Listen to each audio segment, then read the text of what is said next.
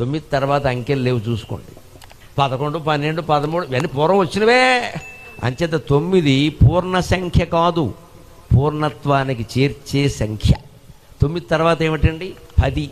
అందులో 1 పూర్వం వచ్చింది.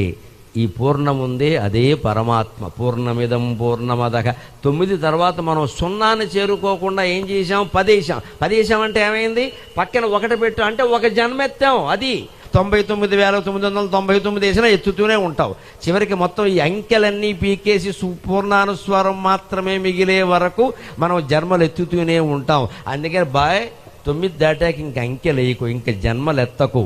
18 మెట్లు కలిగిన అయ్యప్ప స్వామిని సేవించి 18 అధ్యాయాలు కలిగిన భగవద్గీత చదివి 18 రోజుల యుద్ధమైన భారత సారాంశం ఏమిటో తెలుసుకుని అప్పుడు పూర్ణంగా 18 పురాణాలు అధ్యయనం చేసి 18 కలిపితే వచ్చే 9లో లీనమైపో.